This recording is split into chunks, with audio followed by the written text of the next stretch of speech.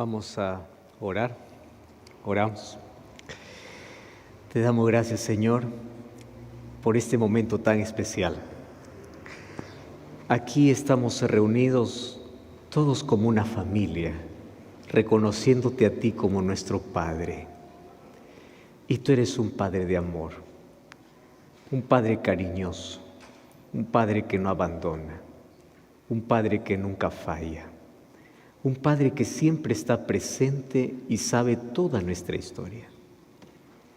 Hoy venimos aquí a tu presencia para poder adorarte, para poder cantar, para poder sintonizar nuestro corazón con tu palabra.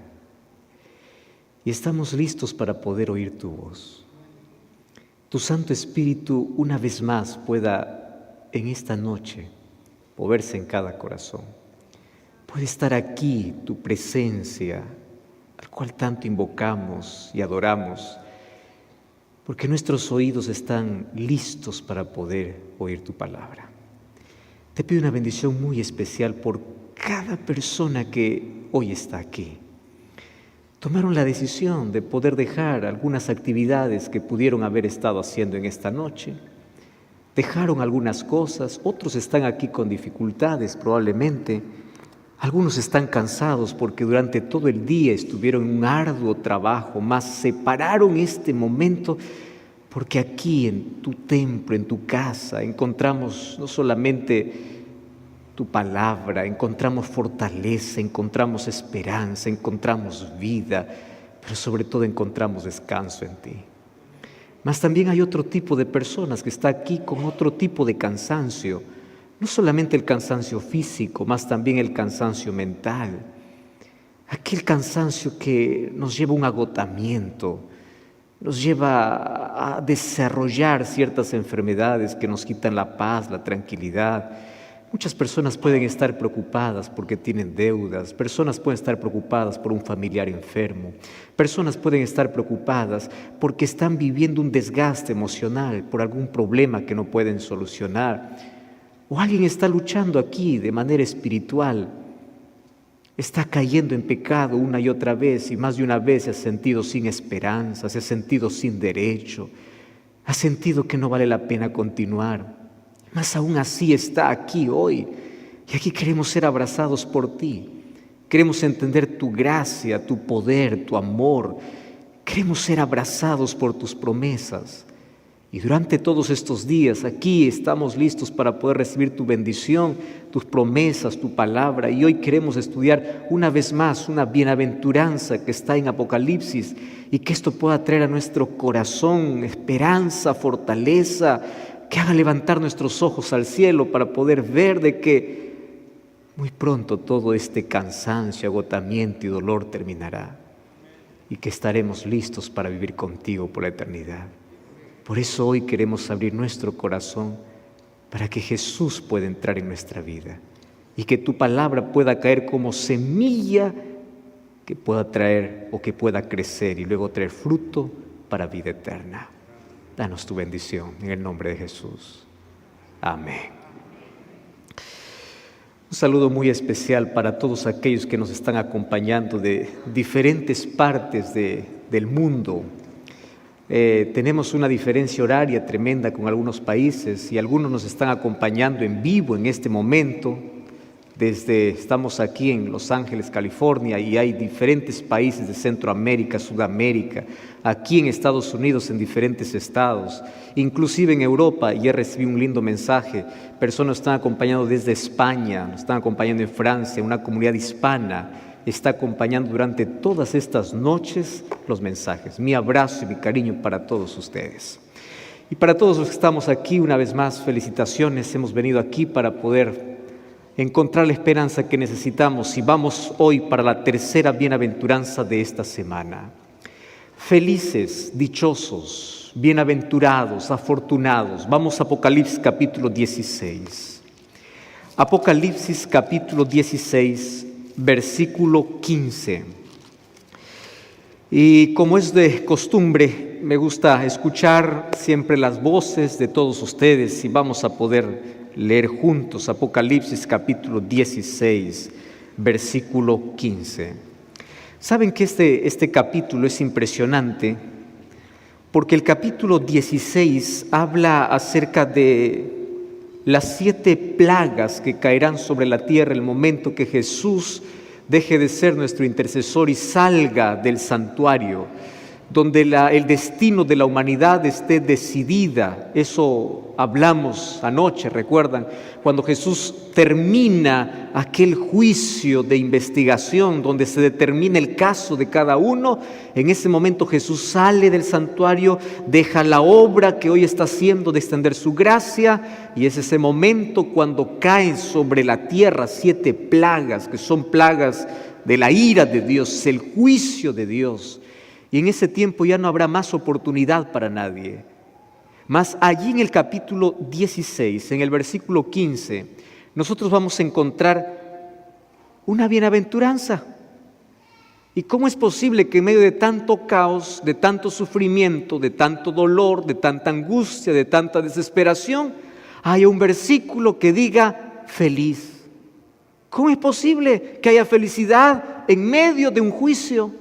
Porque no solamente los impíos estarán sufriendo las 7 plagas, sino también los hijos de Dios para este tiempo estarán sufriendo persecución. Habrán abandonado sus casas, habrán abandonado su trabajo. El justo por fe vivirá, llegará a su clímax en este tiempo. Y es allí donde aparece, en medio de ese caos, cuando todo está para abajo, cuando parece que todo está destruido, aparece una bienaventuranza más. Y el versículo 15 comienza diciendo: he aquí yo vengo como ladrón. Y ahora quiero escucharlos a ustedes, ¿está bien? Yo voy a leer solamente esa parte porque de allí viene la tercera bienaventuranza. Voy a comenzar. He aquí yo vengo como ladrón. ¿Qué dice? Bienaventurado el que vela y guarda sus ropas para que no ande desnudo y vea su vergüenza. Esta es la tercera bienaventuranza aquí en el libro de Apocalipsis. Saben que hoy voy a dedicarme a hablar solamente de la primera expresión. Yo vengo como ladrón, feliz el que vela. Porque en los próximos días vamos a hablar de manera más detallada lo que significa guardar las ropas, porque en Apocalipsis encuentro varias expresiones con ropas. Ustedes saben que en Apocalipsis hay por lo menos 10 referencias a la ropa, pero no está hablando de la ropa con el cual nosotros venimos vestidos. Aquí ropa está hablando acerca de la justicia de Cristo en el ser humano, reproduciendo el carácter de Cristo. Es la restauración que Dios hace. Ahora, las ropas vamos a dejarlos para los próximos días, porque Apocalipsis habla guardar las ropas, habla de comprar ropas en Apocalipsis capítulo 3, habla de lavar las ropas. Es interesante cómo la ropa que debe tener el cristiano es interesante para que pueda estar listo para poder entrar para el reino de los cielos. Una vez más, no estoy hablando de la ropa con el cual hoy estamos vestidos, estoy hablando de la justicia de Cristo por el cual somos abrazados y somos transformados. Porque por la gracia de Dios somos alcanzados y por su poder somos transformados. Y una de las cosas que yo quiero que entiendas, y esto quiero que aquí esté en tu cabeza, es lo siguiente: Dios te acepta como eres, pero no te deja como estás. Y yo quiero que tú repitas esto conmigo, porque si esto lo recuerdas es suficiente. ¿Está bien? Vamos a ver, repite conmigo. Tú vas a repetir así: Dios me acepta como soy, pero no me deja como estoy. Así suena más bonito porque es de manera más personal. ¿Está bien? Vamos entonces, 2 y 3. Dios me acepta, pero no me deja como estoy. Todo aquel que va a Jesús lo acepta. Dice Jesús: venid a mí todos. Entonces puede ir un borracho, puede ir un drogadicto, puede ir una prostituta, puede ir un ladrón, puede ir el malandro de este mundo, puede ir el peor, o puede ir cualquiera. Todos tenemos derecho y todos podemos ir. Pero cuando yo voy a Dios, Él me acepta como llego, pero Él nunca me deja como estoy. ¿Recuerdan ustedes cuando el hijo pródigo regresó a la casa del padre? Él regresó sucio. El padre lo recibió como llegó, pero no lo dejó como estaba.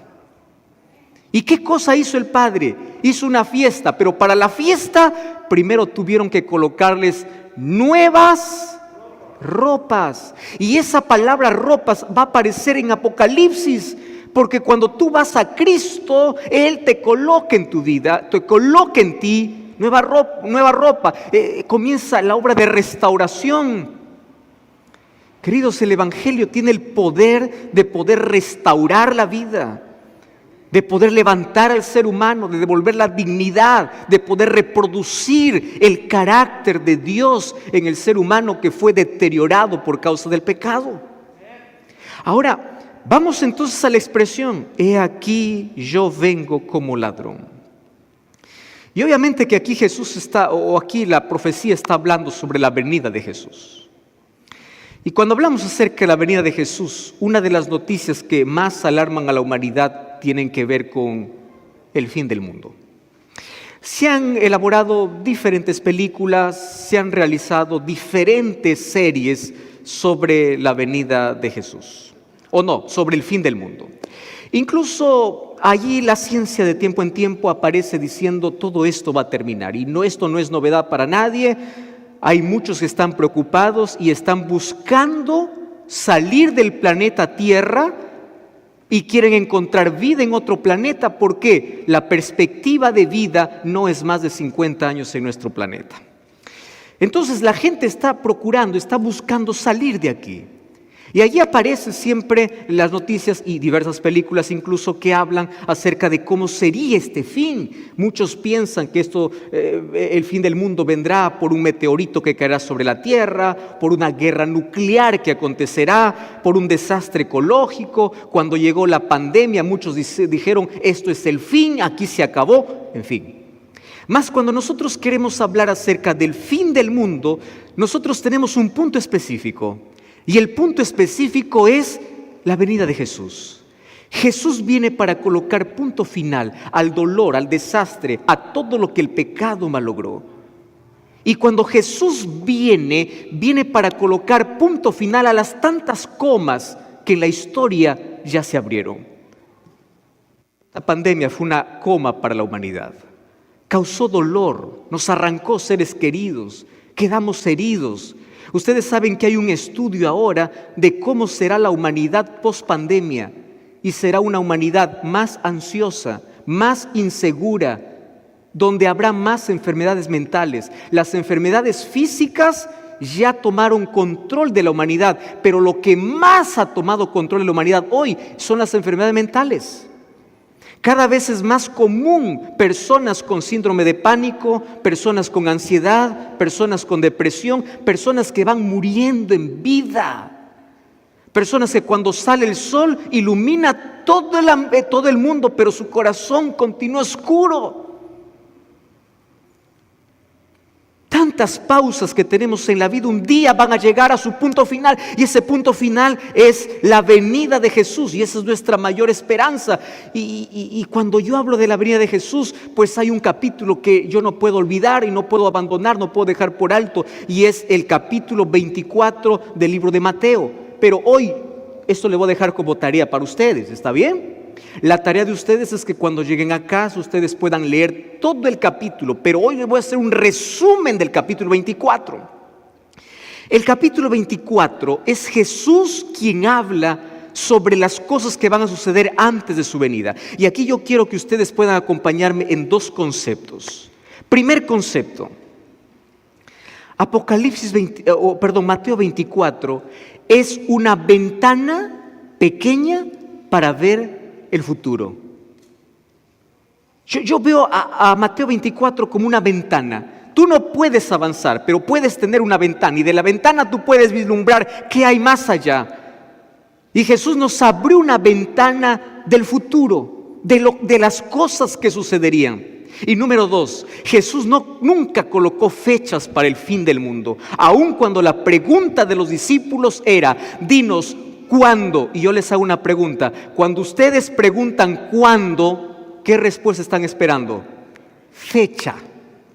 Cuando alguien me dice, ¿cuándo? Lo que está esperando es día, hora y año. Y un día los discípulos se acercaron a Jesús porque Jesús, mirando el templo de Jerusalén, les dijo, de aquí no quedará piedra sobre piedra hasta que todo esté derribada. Y los discípulos quedaron con el corazón quebrado y empezaron a preguntar a Jesús, dinos, ¿cuándo? La respuesta que estaban esperando los discípulos es, por favor, dinos una fecha. Nosotros queremos una fecha, dinos cuándo. Y Jesús, en lugar de darles fecha, ¿saben qué cosa Jesús les da? En lugar de darles fecha, les coloca postes. ¿Qué son postes? Señales.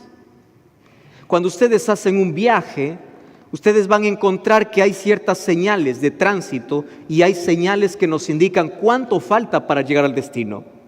Y Jesús comenzó a dejar postes. Esos postes serían señales para decir, cada vez que veas un poste, quiere decir que el tiempo está avanzando y cada vez estás más cerca, más cerca. Y ha dejado postes en todos los ambientes, ambiente religioso, ambiente político, ambiente social, ambiente climático, ambiente natural, en todos los aspectos. Y me llama la atención porque Jesús comienza así. Capítulo 24, el versículo 4 y versículo 5, a la pregunta de los discípulos, Jesús comienza diciendo así, mirad que nadie os engañe. ¿Y saben qué cosa me llama la atención? O es que Jesús no entendió la pregunta, o es que Jesús comienza con un asunto. ¿Por qué comenzar con la mentira? Ustedes saben que Mateo 24 tiene dos tipos de señales. Un grupo de señales anunciaba la destrucción de Jerusalén y algunas de esas señales se repetirían para anunciar el tiempo del fin. Lo interesante es que Jesús comienza dando la primera señal. Y la primera señal tiene que ver con mentira. Pero mentira, ¿en qué aspecto? ¿Saben en qué área? Religiosa. Mirad que nadie os engañe, porque mientras más cerca esté la venida de Jesús, Satanás se levantará con más ira para hacer tres cosas. Présteme atención aquí, tres cosas. Número uno, para llevar al ser humano a la incredulidad. Pero si no puede llevarlo a la incredulidad, lo lleva a la confusión. Fíjense lo curioso, y después le voy a mostrar el tercer camino. Un grupo de personas no quiere creer, no quiere saber. Yo sé que cada uno de ustedes tiene un familiar, tiene un amigo por el cual están orando, tiene su esposo, tiene el esposo, un hijo que no quiere. Ese es un camino, el camino de la incredulidad, el camino del rechazo. Pero ¿qué sucede cuando una persona dice, yo necesito de Jesús, yo quiero saber más de Jesús? Satanás es astuto y lo lleva por el otro camino, el camino de confusión. ¿Y cuál es el camino de confusión? Quiere servir a Dios y la persona se para allí y dice, ¿y cuál es el camino? Porque hoy aparecen, cada día se abre una nueva iglesia. Y aunque hay solamente 9 religiones en el mundo, solo dentro del cristianismo hay más de 40,000 denominaciones religiosas, diciendo, por aquí se llega más derecho al cielo. Y Jesús dice, mirad, que nadie os engañe, porque el mundo estará lleno de mentira.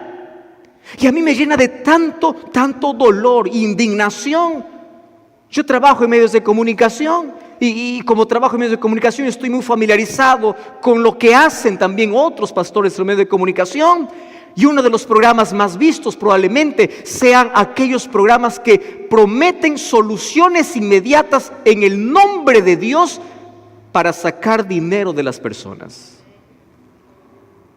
Por eso que hoy hay tanta gente que tiene un rechazo al Evangelio, no porque rechazan a Cristo, sino porque rechazan a tantos hombres que se levantan diciendo en el nombre de Dios y con Biblia en mano, abusando de la ignorancia y la inocencia, diciendo, ¿tú quieres ser sano? Dame tu dinero, yo te doy un aceite bendito, yo te doy un agua bendita, yo te doy una escoba bendita. Dame un dinero y yo te hago una oración por ti. Comercializan la fe. Hace algún tiempo una persona se acerca y me dice, pastor, ¿Sabe por qué yo voy a esta iglesia? Porque es la iglesia que hace milagros y yo sé que todo milagro viene de Dios. Y yo le dije, mucho cuidado con eso, porque no todo milagro viene de Dios. Mateo capítulo 7, versículo 21 al versículo 23, dice Jesús así: en aquel día muchos me dirán, Señor, en tu nombre echamos fuera demonios, en tu nombre hicimos milagros, y yo les diré, no los conozco. La pregunta es, ¿cómo echaron demonios? ¿Cómo hicieron milagros? Si es que no conocían a Jesús. ¿De qué manera lo hacían? Satanás cada vez trata de llenar de confusión. ¿Y qué decir? Porque el versículo 11 y versículo 25 habla que se levantarán falsos cristos. Allí en Brasil hay un hombre que todos los días al mediodía se sienta en un trono blanco asistido por un grupo de mujeres al cual llama discípulas, diciendo, yo soy el Cristo encarnado. Y cada cierto tiempo se levanta alguien diciendo, yo soy Jesús. Pero Jesús ya nos advirtió y dice, mirad que nadie os engañe. Entonces, la única garantía de no poder dejarnos engañar es vivir la verdad, estudiar la verdad, profundizarse en la verdad. Y en el nombre de Dios te digo, mientras más cerca estés de la verdad, más lejos estarás del error. Pero mientras más lejos estés de la Biblia, cualquiera te puede engañar. La vacuna contra la mentira se llama verdad. Y si tú quieres identificar que cuando alguien te habla viene en nombre de Dios, todo lo que habla tiene que tener un respaldo y un sustento bíblico. Pero ¿saben qué cosa es lo peligroso? Hoy la gente ya no quiere más oír, hoy la gente quiere sentir. Incluso dentro del mundo cristiano. Yo estoy lidiando mucho con personas de la iglesia que dice, pastor, yo no siento. Le digo, deja de sentir y comienza a creer. Pastor, yo no siento que Dios está conmigo.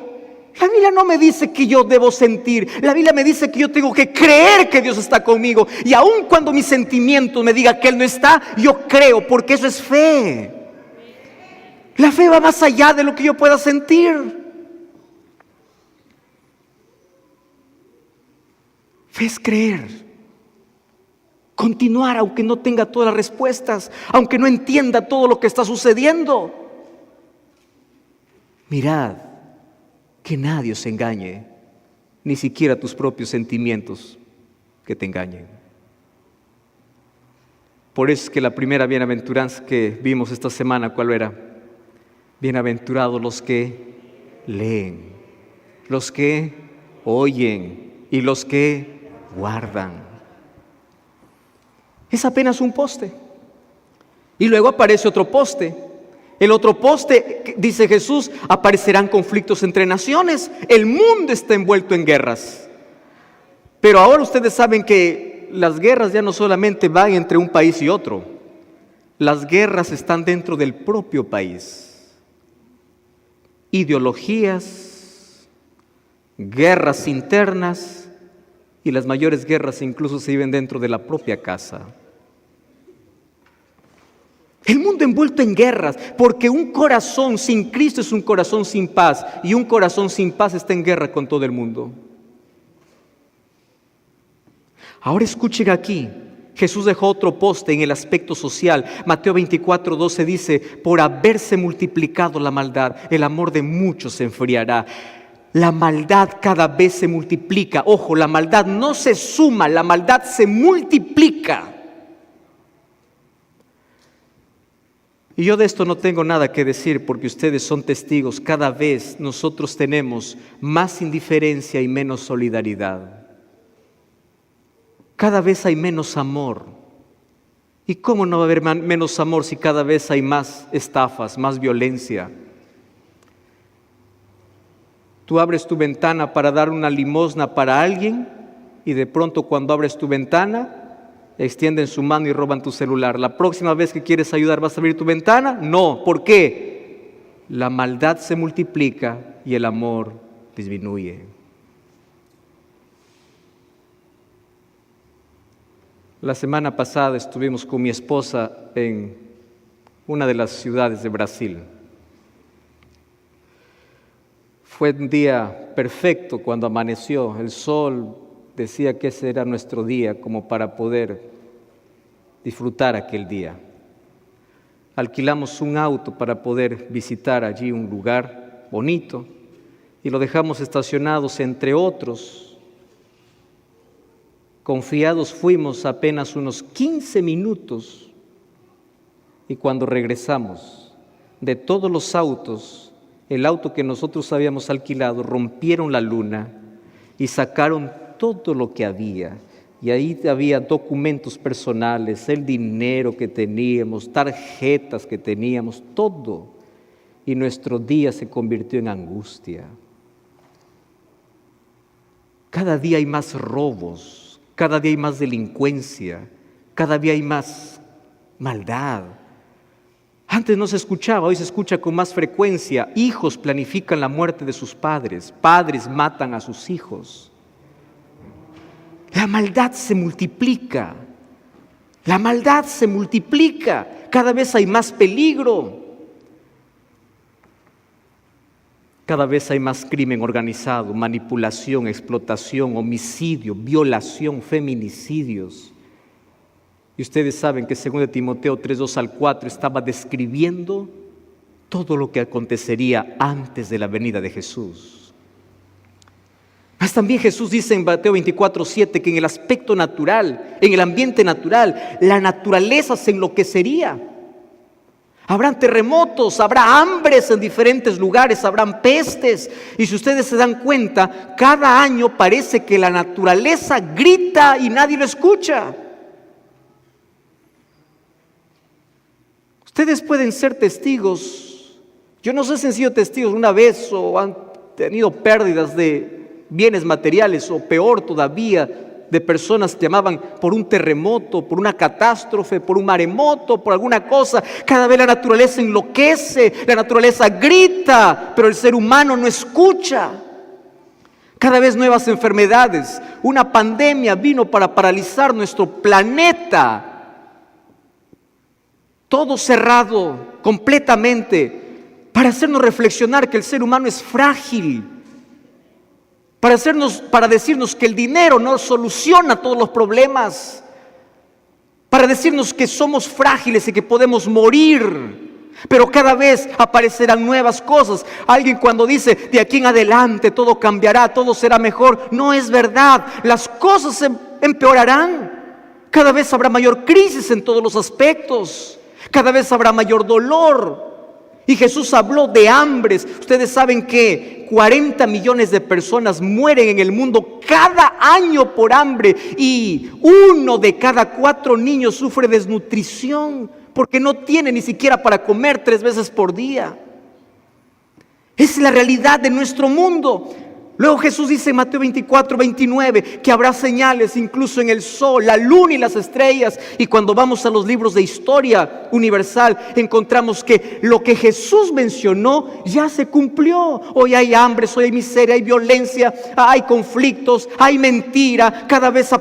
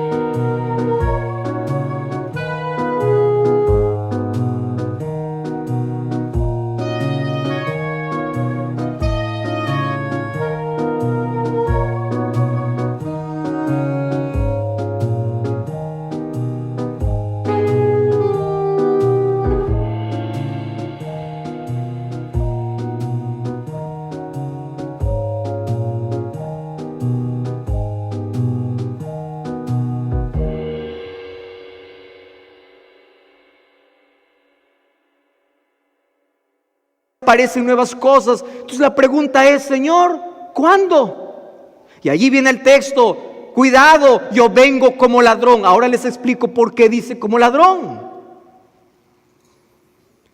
Pero déjeme así, de manera breve, simplemente señalar cómo ya se cumplió aquella profecía que Jesús habló sobre el ambiente natural. Ustedes saben que hay una fecha inexplicable de lo que sucedió el 19 de mayo de 1780. El 19 de mayo de 1780 fue un día que nadie pudo pronosticar y nadie pudo explicar qué sucedió. Es conocido como el día oscuro, el día negro. A las 10 de la mañana, no estoy hablando de un eclipse, no. El sol se apagó literalmente. Nadie podía ver a ninguna distancia y duró más de un día. Y la gente lloraba diciendo que el fin había llegado. 19 de mayo de 1780, aquella misma noche después del 19 de mayo, la luna apareció roja como sangre. Y un 13 de noviembre del año de 1833, aquí en Estados Unidos y Canadá, cayeron más de 1 billón de meteoritos iluminando el cielo una noche del 13 de noviembre de 1833. Señales ya cumplidas. Entonces allí uno dice, Señor, ¿y cuándo? ¿Cuándo? Porque la pregunta es ¿cuándo? Necesitamos saber cuándo.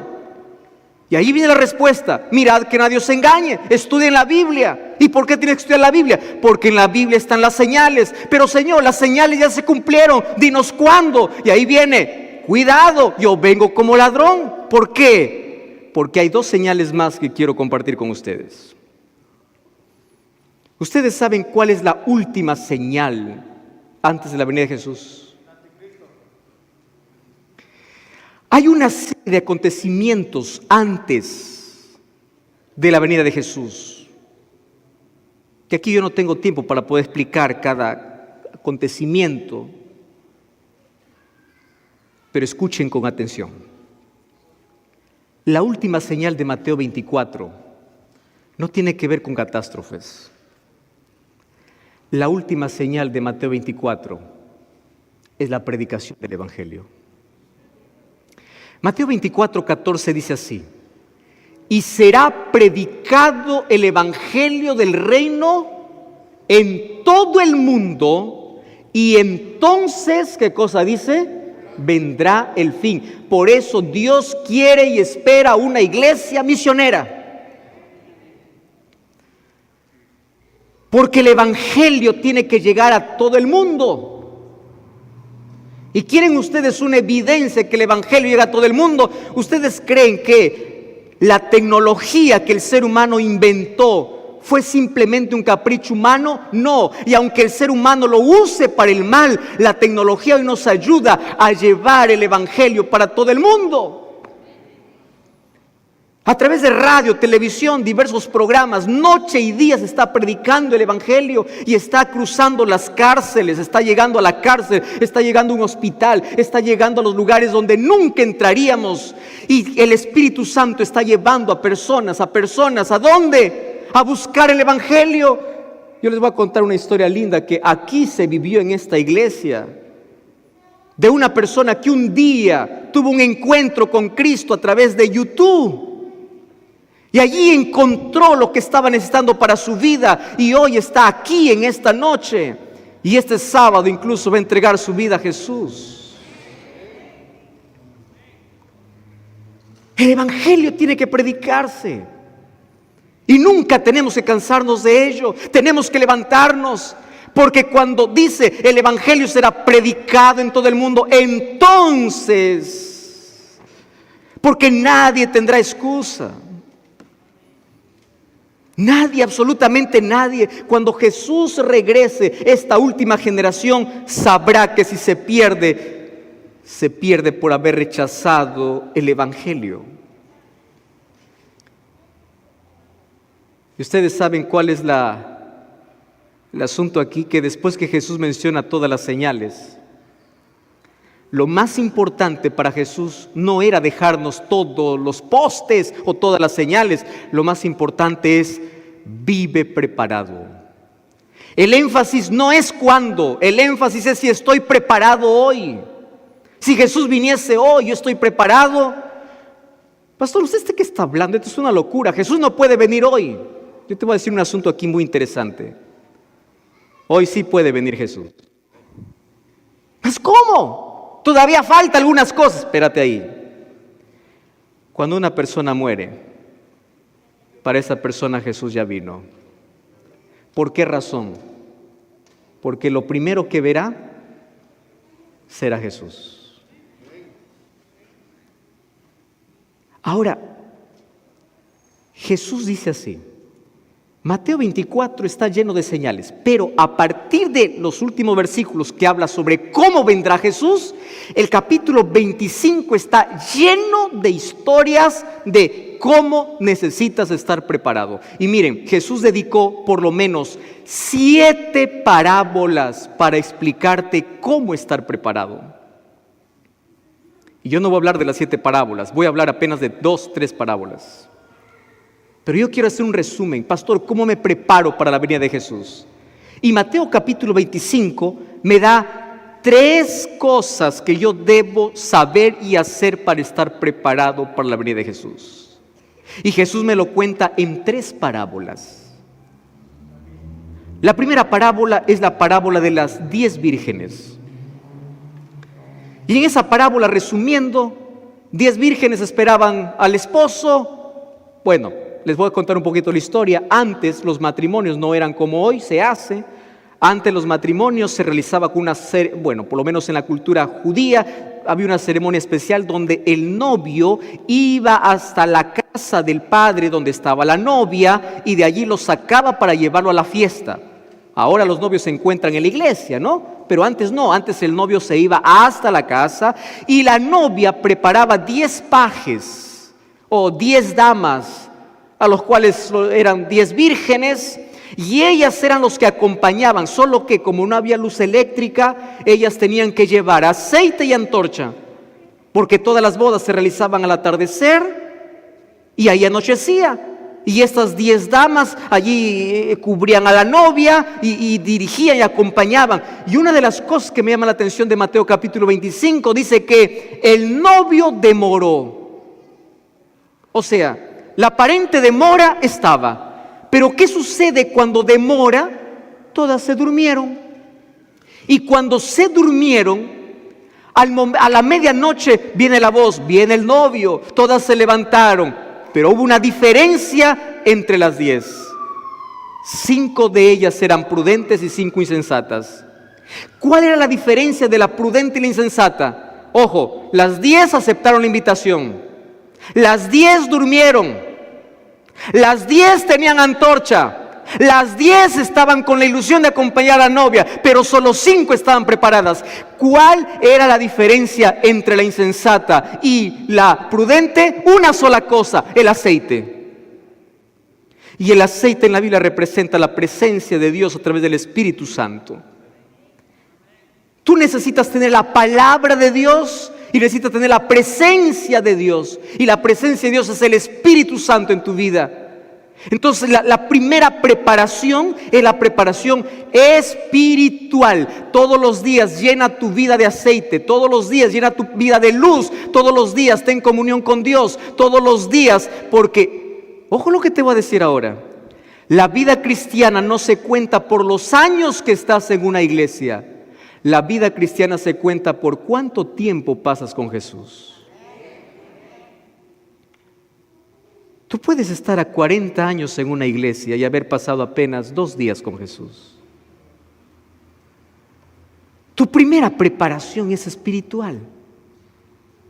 Pero hay un segundo tipo de preparación, que es la preparación misional. ¿Y qué significa eso? Jesús contó la parábola de los 10 talentos. O de los talentos, no los 10, de los talentos. Un hombre rico, se fue de viaje y llamó a todos sus siervos y le entregó a uno un talento, o 2 talentos, a otro 5, al otro 10. Y bueno, durante ese tiempo cada uno fue trabajando menos uno. ¿Qué cosa Jesús nos quiso enseñar? Todos tenemos capacidad para poder ayudar, para poder predicar, para poder involucrarnos, para poder multiplicar. O sea, todo aquel que conoce a Jesús y se está preparando para el cielo, tiene que usar su tiempo, sus dones, sus talentos, sus capacidades para la gloria de Dios y para llevar más personas para Jesús. Esa es la preparación misional. Y allí viene la tercera preparación. Es la preparación servicial. Una tercera parábola Jesús cuenta. ¿Y cuál es la tercera parábola? Jesús dice, cuando venga el Rey de Gloria, estarán los cabritos y estarán las ovejas. ¿Y qué tiene que ver eso con mi preparación? Ahí está. Les dirá a los de su derecha, venid benditos de mi Padre. Ustedes van a heredar. Para ustedes está el reino de la fundación del mundo. Y ahí Jesús empieza a explicar. Le dice así, porque tuve hambre, me diste de comer, tuve sed, me diste de beber. Señor, ¿cuándo? ¿Cuándo te vimos de hambre? Y a los otros, ustedes malditos para el fuego eterno preparado para el diablo y sus ángeles, porque tuve hambre, no me diste de comer, tuve sed, no me diste de beber. Señor, ¿pero cuándo? Y la respuesta para los dos es la misma. Por cuanto ustedes lo hicieron a uno de mis hermanos más pequeños, a mí lo hiciste. Mucho cuidado por la manera como tú miras a tu prójimo. Tu mirada de indiferencia puede herir a Jesús. Mucho cuidado cuando veas al más pequeño, al que parece insignificante, porque todo lo que hagas con el más pequeño, el más insignificante, Jesús te lo cobrará. A mí lo hiciste.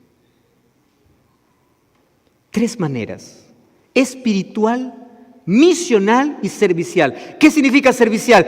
Yo necesito mostrar al mundo quién es Jesús en mi vida y cómo lo demuestro. La marca del cristiano no tiene que ver solamente con obediencia, tiene que ver con amor. La marca del cristiano es el amor. El perfume del cristiano es el amor. Tanto así que la obediencia sin amor no sirve. Tú puedes ser obediente. Para muchos, ser cristiano es obedecer un conjunto de reglas. Pero sin amor, ¿de qué sirve? Ahora, si por amor tú eres obediente, ese es el servicio que Dios acepta. Pero tu amor a Dios tiene que estar reflejado ¿dónde? En tu amor al prójimo. Y aquí hay una ecuación interesante. Mientras más cerca estés de Dios, más cerca estarás de tu prójimo. Si tú dices, yo amo a Jesús, pero odias a tu hermano, no me digas que amas, no me digas que tienes comunión con Jesús. Si tú dices, yo amo a Jesús, pero maltratas a tu prójimo, no me digas que estás cerca de Jesús. No, porque mientras más cerca estoy de Cristo, más cerca estoy de mi prójimo. Esa es vida cristiana. Y esa es la manera como me preparo para la venida de Jesús. Y allí Jesús cuenta otra parábola, que está justamente esta parábola conectada con la bienaventuranza de esta noche. Y Jesús dice así: la venida del Hijo del Hombre, Mateo 24, 37 al 39, será como en los días de Noé. Qué interesante. Y yo quiero que ustedes hoy puedan, junto conmigo, analizar estas 2 expresiones. La venida del Hijo del Hombre será como. Al decir cómo, es una ilustración que está usando. Y luego cuando Jesús dice, he aquí yo vengo como, ese cómo no se tiene que entender de manera literal, se tiene que entender también como una ilustración. La venida de Jesús será como en los días de Noé, y yo vendré como un ladrón. Muy bien, vamos a unir estas dos expresiones y vamos hoy a ver por qué bienaventurados los que están preparados. Vamos al primer cómo. ¿Cómo eran los días de Noé? Los días de Noé eran caracterizados por 4 cosas. Número 1, días de violencia, días de inmoralidad, días de incredulidad y días de insensibilidad. Voy a repetir: violencia, inmoralidad, incredulidad, insensibilidad. 4 cosas. ¿Qué sucedió en los días de Noé? Noé se levantó para poder predicar que vendría un diluvio que destruiría toda la tierra. ¿Cuántas personas creen ustedes que ayudaron a construir el arca? ¿Lo hizo Noé solo? No. Noé lo hizo con ayuda. Y muchas de las personas que al comienzo escucharon el mensaje creyeron en el diluvio. Pero ¿cuál es el problema? El problema es la demora. Los seres humanos nos angustiamos cuando esperamos. No nos gusta esperar. A mí personalmente no me gusta esperar. Pero ustedes saben que es el tiempo que nos coloca a prueba, que prueba nuestra fe. Es el tiempo. Esa misma gente que ayudó a construir el arca, un día se quedó fuera del arca. ¿Pero por qué? Porque pasaron de creyentes a incrédulos. ¿Y en qué momento una persona pasa de creyente a incrédulo? Cuando se cansa de esperar.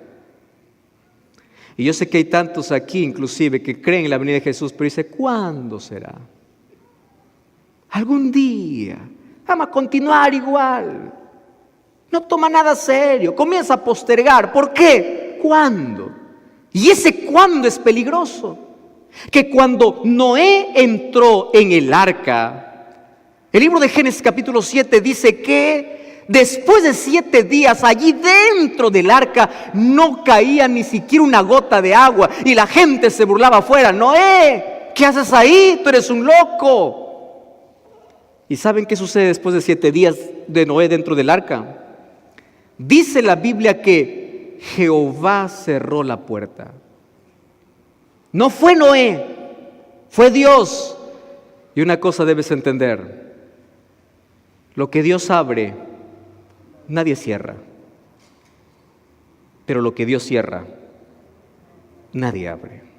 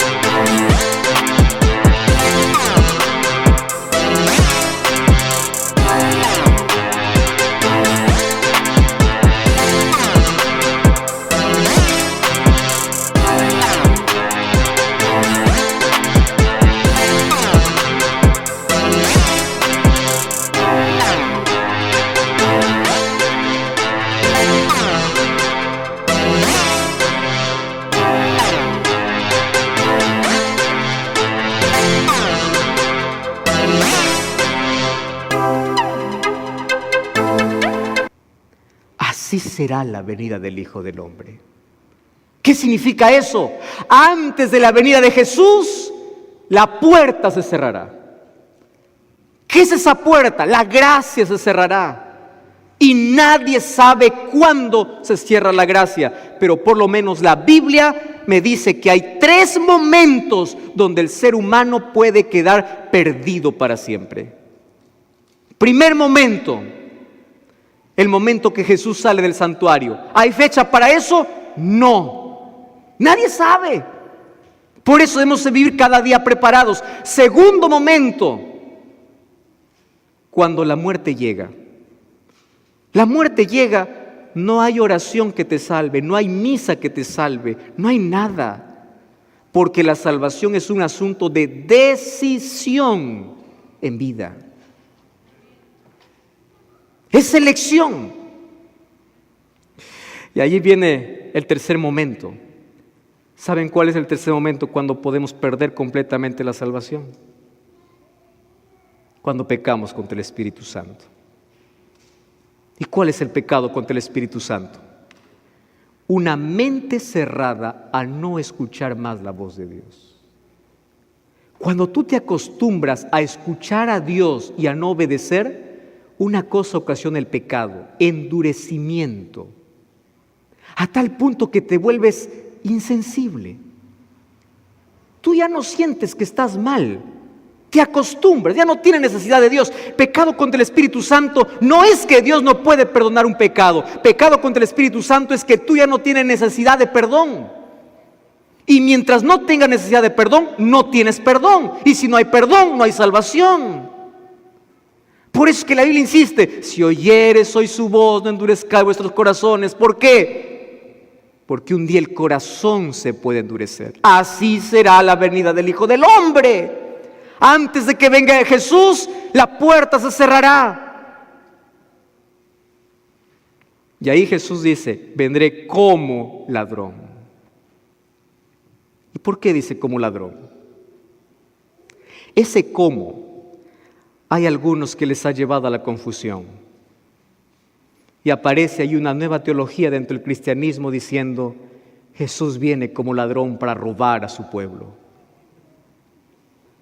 Mas esta noche yo quiero explicarte en pocos minutos que eso no es bíblico. Y te voy a explicar primero lo que dice la Biblia y luego lo que dicen por allí.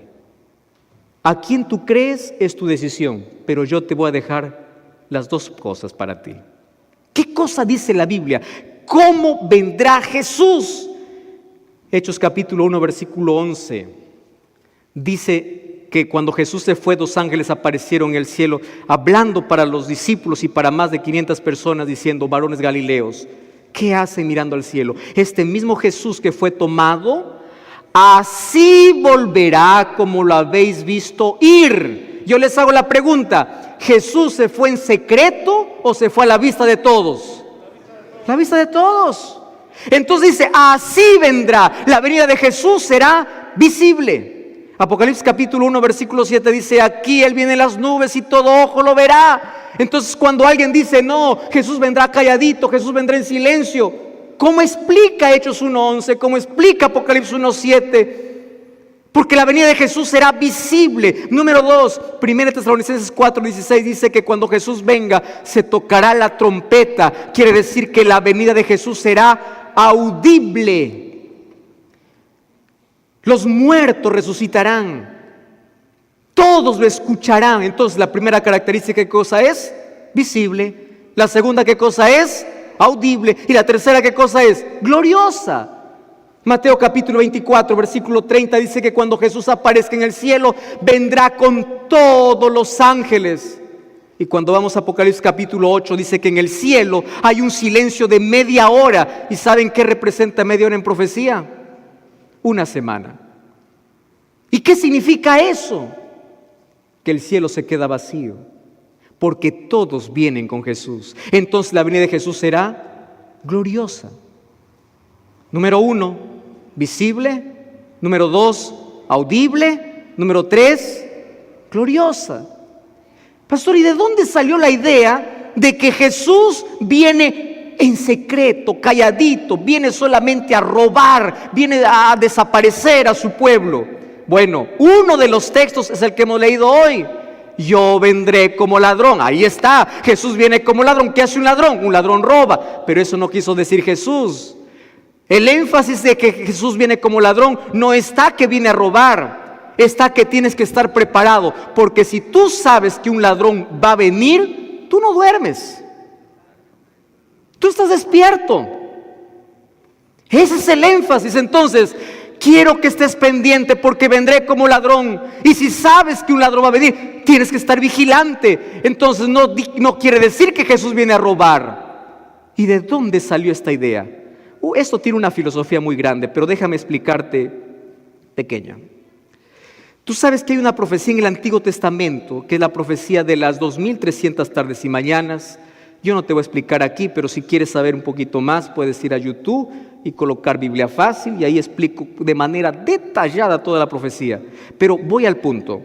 Dentro de esa profecía de las 2300 tardes y mañanas, hay 70 semanas que fueron determinadas por el pueblo de Israel. Pero tú sabes que esas 70 semanas, algunos lo interpretan de una manera totalmente distorsionada. Porque dicen que el calendario profético llegó solamente hasta la semana 69. Y la última semana, para llegar a la semana 70, dice que no se cumplió. Para llegar a la semana 70, ¿saben qué cosa sucedió allí? Jesús vino, Jesús murió, Jesús se bautizó, Jesús resucitó. Pero eso lo quitan de la profecía. Y de allí aparece con una nueva filosofía, nuevo argumento. ¿Cuál es el argumento? Esa semana, ¿a dónde lo llevan? Al tiempo del fin.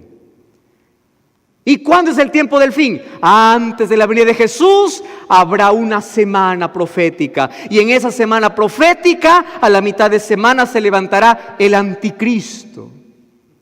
Y cuando se levante el anticristo, Jesús vendrá para poder robar a su pueblo, porque los judíos y toda la humanidad vivirá tribulación por 7 años. Eso no está en la Biblia.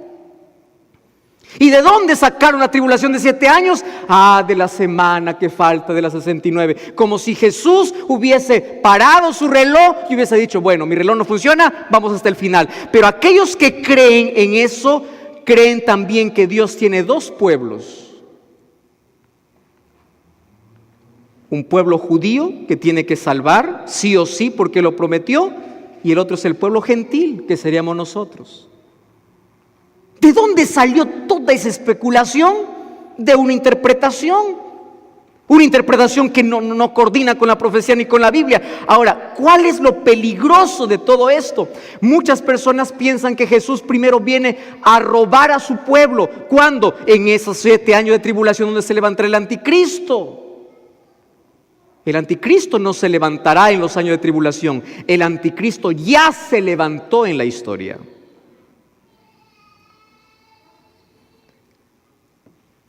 Ustedes saben que desde los días de los apóstoles hasta los años 1800, nadie creía en el rapto secreto. Nadie. Pero en el año de 1830 aparece un hombre llamado John Nelson Darby. ¿Y quién es John Nelson Darby? Él se inspiró en los escritos de un jesuita llamado Francisco Rivera.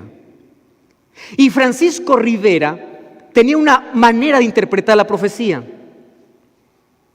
Y esa manera de interpretar la profecía era colocar todos los eventos para el futuro, futurista, para el futuro. El anticristo no llegó, el anticristo llegará. Y ahí aparece John Darby y dice, bueno, ¿cómo nosotros casamos todo eso? Pues bueno, Jesús vendrá para robar a su pueblo. Y esto se volvió popular tanto que hoy hay tanta gente que incluso cree en un arrebatamiento que la Biblia no habla. La Biblia habla de un arrebatamiento no secreto, sino de un arrebatamiento glorioso. Porque Jesús vendrá, Jesús llevará, no es de manera secreta, sino de manera gloriosa. Pastor, pero Dios tiene que librarnos de la tribulación. ¿De dónde salió esa idea? ¿Ustedes saben qué significa librar de la tribulación? No significa que Dios libra a sus hijos del dolor. ¿Cómo Dios libró a Noé? En la misma tribulación. Dios no los llevó al cielo para librar de la tribulación. ¿Cómo libró al pueblo de Israel de las 10 plagas? En el mismo lugar. Dios protegió a su pueblo. Ahora otra cosa, muchos interpretan Mateo 24, dice, 2 estarán en el campo, 1 estará tomada, la otra será dejada. Ahí está, entonces Dios robará uno y dejará al otro. 2 cosas. Si ese texto se interpretara de manera natural, significa que el 50% de la población está perdida y el 50% está salva. ¿Por qué? Uno es tomado y otro es dejado. Entonces no se puede interpretar así. ¿Pero qué significa ese texto?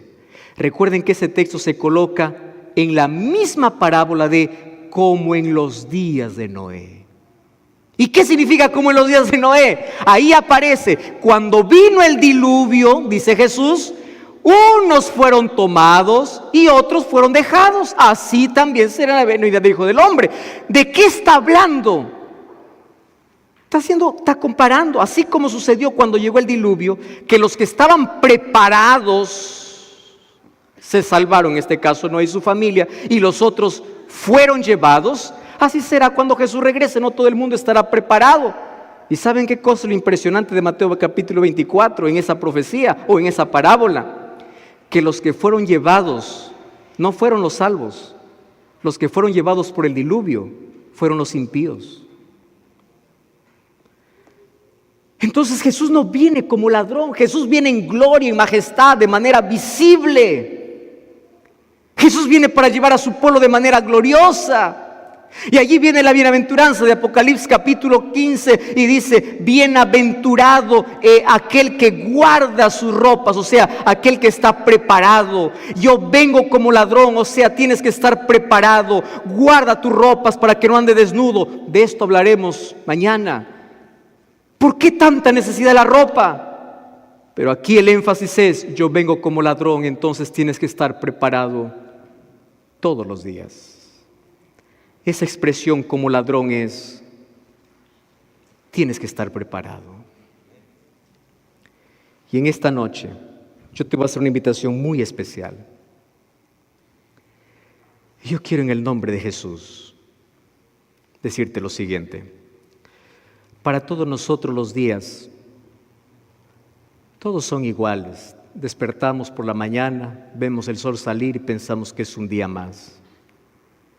Pero nadie se pone a pensar si ese es su último día o si ese es el último día de gracia. Hay muchos pecados que tú tienes acariciados y que hasta ahora no los has abandonado. ¿Sabes por qué? Porque piensas que hay mucho tiempo. Tú crees en Jesús, por eso estás aquí. La pregunta no es si crees, la pregunta es, ¿tú estás preparado para ir con Él? ¿Qué cosas está llamando tu atención? ¿Dónde estás colocando tu vida? ¿Dónde estás colocando más tu tiempo? ¿Dónde estás colocando tus esfuerzos? ¿Dónde estás colocando todo? Es en la venida de Jesús. Entonces ahí viene la pregunta, si todo esto se va a acabar cuando Jesús viene, ¿por qué yo estoy tan afanado en seguir acumulando? No estoy diciendo que tú dejes de trabajar, ni de perseguir tus sueños, ni de crecer, porque la voluntad de Dios es que crezcas, es que progreses. Pero el asunto es, en tu vida, ¿dónde está Jesús? Y cada día que pasa, es un día menos. Cada día que pasa, es un día de oportunidad. Cada día necesitamos estar preparados y Jesús hace un énfasis, por favor, yo vengo pronto, guarda tu ropa para que no andes desnudo. Estás preparado, vengo como ladrón, tienes que estar listo. Bienaventurado, feliz